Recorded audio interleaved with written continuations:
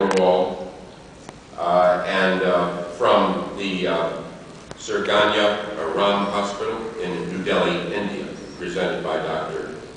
Krishna Adit.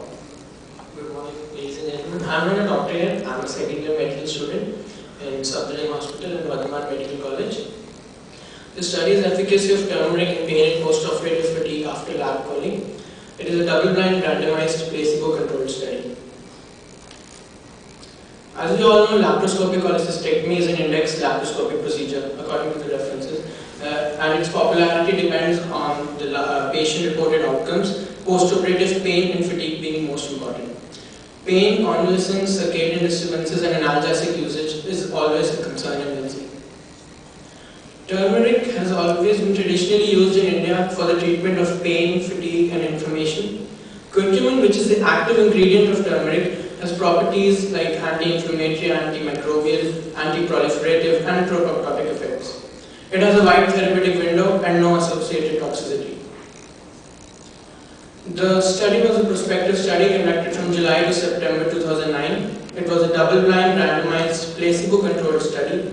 Proper informed consent and ethics protocols were followed. 50 unselected consecutive day care lab choline candidates were enrolled with a well-defined exclusion criteria.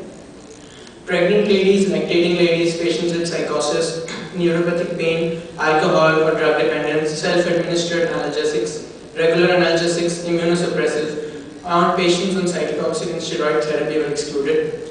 Any perioperative adverse event was a withdrawal criteria. A standard general anesthesia and perioperative analgesia protocol was followed for the lab choline according to the surgeon. Label-blinded curcumin or placebo in 6-hourly dosage was prescribed at discharge, and paracetamol 650 mg was a rescue analgesic. The study endpoints were: patients were asked to maintain a pain diary based on the 100-point visual analog scale, a fatigue diary based on the 10-point interval rating scale, and any adverse event diary. Patients were also asked to record the number of analgesic tablets used during the 3 weeks of study. They were followed up on 3rd day, 1st week, 2nd week, and 3rd week. The random labels assigned were opened and entered for the corresponding patient by a medical secretary at the end of the study only. Student t-test was used for statistical analysis. The patients in the study and control group were well matched for demographics, comorbidity, and gallbladder inflammation parameters. There was no withdrawal, and all patients were pain-free at week 3 follow-up. Analgesic tablet used in 3 weeks was an average of 7 in the study group and 39 in the control group. This is the result table. As you can see, the pain and fatigue scores are marginally lower in the study group, and with a p-value of less than 0.05, and the effects start coming from week 1 onwards. Curcumin is a natural yellow pigment. It's a polyphenol component of spiced turmeric. It is derived from the roots of Curcumin longa plant. It is widely used as a dietary ingredient due to its color and flavoring properties. Traditional Indian medicines advise its use in inflammation, skin wounds, cough, coryza, and certain tumors. Anti-inflammatory property has been attributed to inhibition of lipoxygenase, cyclooxygenase, and nuclear factor kappa beta. These are other areas of research going on with curcumin, like cardiovascular diseases, fatigue, colitis, wound healing, allergy, asthma, nephrotoxicity. The strength of the study was that it was the first of its kind to test the traditional belief in patient-reported outcomes of surgery. And turmeric is very widely used and has no side effects. The study aims at substituting the traditional painkillers with possible side effects with the naturally occurring compound turmeric.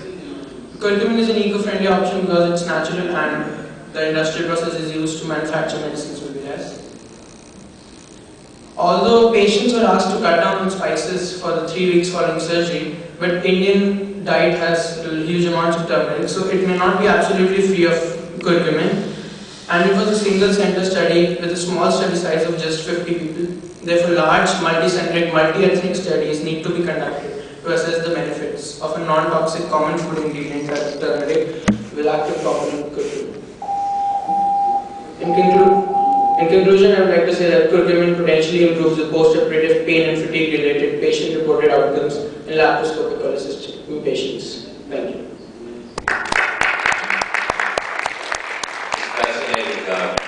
paper is now open for discussion. I'd just like to ask the first question.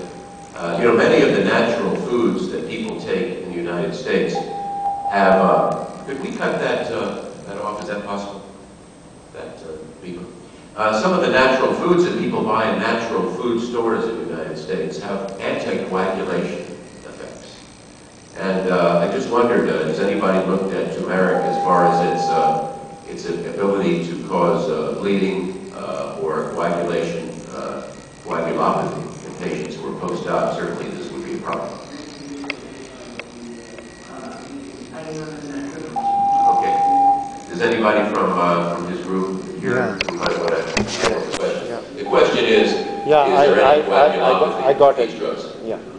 Wonderful question, because a lot of traditional spices in India have been used as anticoagulants, especially those from garlic and onion. Turmeric in fact is used for stopping the bleeding, not for anticoagulation. As he mentioned, in traditional Indian medicine, after trauma they apply turmeric locally to cease bleeding. So although we did not study, but we anticipate that it is a pro-coagulant rather than an anticoagulant. It's a pro-healing and pro-sealing properties, which is documented in traditional literature of India, Ayurveda. But none of it has been tested in modern medical perspective. That's why they study. Thank you. Additional questions?